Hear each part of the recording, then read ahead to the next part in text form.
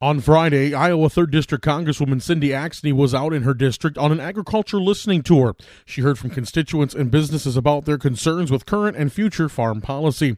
The morning started near Adel on the DMACC learning farms. Here, Axne heard about the farm and its mission to educate the students about the future of agriculture, not only the processes of grains, pastures, and livestock, but also the planning and finances part of it. She also had the chance to hear from 2 students about their experiences in the DMACC program. She praised them for not only being the future of Iowa agriculture, but the future of young women in agriculture. The staff on hand commented about how there are challenges with planning their budgets and securing enough funding to keep the program viable. They're having to learn to do more with less and how to budget and what priorities must be dealt with first and which ones can wait, just like on a real farm. However, in the interest of education, having to wait a while for upgraded or better functioning equipment is not always conducive to the short timetable they have with some students. They want to give students a full experience in the short time they're there. Representative Axne commented on the importance of keeping educational facilities like DMACC Learning Farm operating and properly funded. This is really important to Iowa's agriculture community and to our entire country. I think we have far too long overlooked the what agriculture brings to this entire country. And so for us to have this here is value added. And it's one thing that I'm going to take back to Agriculture Committee and Secretary Vilsack, because we know we need to be investing in organizations like this for our future. And I'm glad I was able to come here today because I think we need to put more emphasis towards teaching schools like this. Getting funding through the House Agriculture Committee may not prove to be a hard fight, but it's usually a bipartisan group that understands the future of agriculture needs to be taken care of, bottom line. However, once it gets into the full body of the House of Representatives, where a large majority of members are not connected to the farm, it could prove to be an uphill battle. Axne remains optimistic. She says if any silver lining could come of the pandemic is that the food chain issues highlighted the needs of the Midwest and rural America. She says that for far too long, the majority of the federal budget spending has gone to a very few amount of states, and the majority of the states have been left behind. Iowa has contributed to the national economy as well as the economies of other states. One of the things I think that we've seen as a result of COVID is a lot of the issues that have been underlying in this country for a long time. And so, just yesterday we had Secretary Buttigieg talking with us, and the day before Secretary Yellen. Both of them indicated that in this country, we've seen an incredible difference in wealth, equity for wealth. One of the reasons has been because there's 3 states that get the bulk of economic development. And so we have leaders now at the highest levels who've said there are states who've been left behind, and we're one of them. Most of the states in this country, especially rural, you could have urban areas, Kansas, same thing, but we're rural states. We've been left behind from the perspective of other states have received a heck of a lot more support than we have. And so my job is to make sure that folks out there understand how important it is to support organizations like this, because we feed and fuel the world. We are small manufacturers who put money in the pockets of other cities. Every ball bearing for every Ford Explorer is made here in this district, so we help Detroit people. This is the issue that they need to understand. I go out there, explain it to them. There's value in this, and when they get that, they're willing to get behind us. And I got to tell you, I've realized in this job, not just the folks who work in Washington, but around the country, there are people who are really interested in how we produce food now, really interested. And they would absolutely be in support of the type of hands-on education that we've got here that really is good husbandry and, can give us a better opportunity for, variables within our food system. Along the lines of education was the topic of broadband connectivity in rural America. It was not until the pandemic that Axne felt people were finally starting to listen to the plight of rural America in Congress. Now that the food supply chain disruptions got their attention, they're shocked to hear what was honestly been talked about for almost a decade. Now I feel like we have more voices out there. And I think that because of COVID, we've seen the inequity in this country, not just in the food supply system, but in our economic system. And one of the biggest things that was so obvious was lack of connectivity in rural America. And I think that that's really heightened people's attention as well, to say, wait a minute, in our country we have kids who have to sit outside of McDonald's to do their homework because they can't get connectivity in their home. That was a surprise to a lot of Americans. Another major topic that Congresswoman Axne heard about on her travels was the concerns about the future of family farming operations. Many are concerned with the plans the Biden administration has with the stepped-up basis. Farmers are worried that their descendants will be penalized for passing on the farming operation to the next generation. One landowner in Guthrie County told Axne that if she sells the land for what it's worth, she's penalized by the federal government for all the hard work she did throughout her life.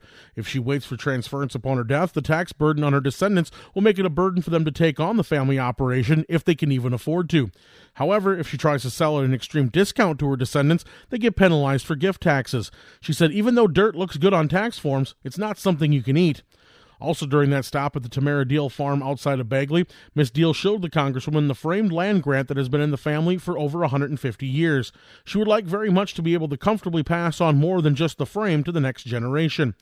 In Madison County, cattle producer Glenn Rowe of Winterset said that it's not just the families that can be hurt by this basis proposition. It's local businesses in rural communities that can be hurt. This puts rural communities in more danger in a time when their future is already very uncertain. Rowe says it just doesn't make sense. It's not just farming, it's the hardware store in town, any of the other offices that are trying to pass on to another generation or something. So it's to me it's really silly and to tax something that's based on inflation. Actually, the difference is what from your basis to what it's worth is basically inflation. It's not earned. They're not taxing earned income. They're taxing an asset, which to me is ridiculous.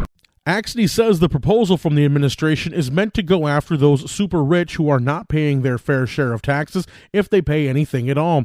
She vowed that farmers will not become an unintended victim of this much-needed tax reform. That means that Congress will have to come together to make exceptions to farmers who would be hurt by this legislation. And that's something that we absolutely need to avoid. Certainly any stepped-up tax is meant to address people like Jeff Bezos, who made $150 billion at Amazon and paid $0 in taxes. That's what the president would like to see, is accountability to help support the revenues we need in this country from folks like that. And so certainly it's not meant to hurt our farmers.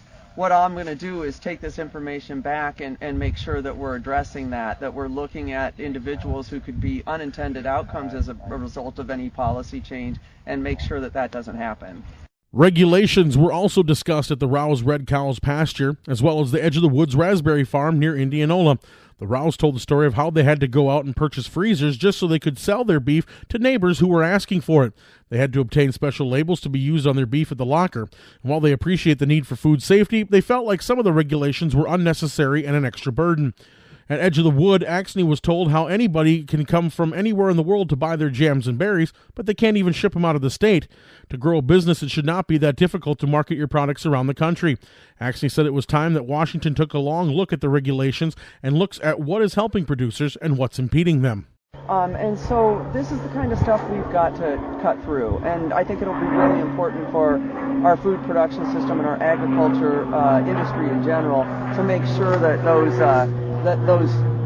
nuances with those pieces of policy are eliminated, because they are keeping us from getting the business that we could be getting. At the berry farm, Axne also heard about how the owners could not even get qualified for assistance for lost revenue because of the pandemic. She used that moment to encourage producers across the board to look back into the programs. Money is still available, and farmers are some of the people that were in mind when Congress put these programs out. While producers may not have qualified for much help at first, subsequent bills have opened funding up for agriculture. We've had iterations of our loans, and I think that you will qualify, and we have an opportunity to get you into something. We've had to fine-tune this as we've gone along, because it's been, it's real tough to figure out how you get money into all the right hands and so my apologies, because there's a lot of people who really should have had it early on and didn't get the chance because of the way some of the policy was written. Cover crops and environmental policy were also part of the Congresswoman's discussions. At the Deal Farm, she heard about the work they're doing with cover crops and the benefits they've seen because of them. The sentiment was that more farmers need to be educated on the benefits of cover crops and conservation farming. However, urban residents need to also understand that farmers are not the enemy. Many are doing what they can to help the environment, and some in the process of making changes. These changes are not easy and cannot happen overnight. There are also costs involved with conversion to conservation farming that must be considered. While there are federal and state programs programs, it's still expensive. Axne said this should be an opportunity to work together, not fight with each other. She says that agriculture needs to work together amongst itself. We need to see continued support for places like DMACC and Iowa State University. There needs to be upgrades to the system to ensure that farmers can be productive and commercially viable at multiple levels and areas. I don't think it has to be that way. I got into the agriculture committee because I'm someone who firmly believes that you can have sustainable agriculture and increase your yields and support farmers' growth at the same time. These two should not be exclusive of each other. And so I think that part of it comes with the education, like what's happening here on Raspberry Farm here in Indianola area. I think it comes from the education that we learned at DMACC with young people who then can go out and talk to their friends in a contemporary lifestyle that they live in, and they're still farming, and they can see that this is a real thing that our kids still are doing. I think it comes with the fact that we are really creating a lot of technology-related agriculture, and I think that that's an exciting opportunity for young people, and we have places like Iowa State that can encourage people into that route. You don't have to be, obviously don't have to be a farmer to be in agriculture. We have a lot of needs in agriculture. And so I think a lot of it has to do, honestly, with just, we have to educate folks.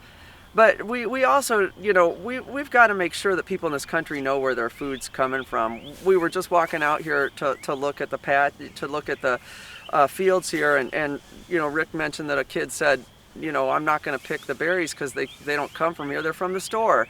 I mean, we've got to, what kind of reality is that? I mean, I almost don't even know anybody that doesn't remember growing up and picking something at a grandparent's farm or whatever, and now nobody has that opportunity. And we've got to bring them back to that, because if we don't, we will continue to see food in our supply chain that honestly isn't as flavorful, doesn't nearly have the nutrients that we need, and is literally just put out there for cheap consumption. And that's where we are and where we're trending, and Americans can reverse that, and our agriculture system is the part that will make that happen. So I think we're on the route to make that happen. We're on a farm that's doing that exact same thing, and we're seeing these types of farms crop up all across the country where people want to be more involved. We're just going to have to push the word out there and get them to these locations so that they actually can experience it.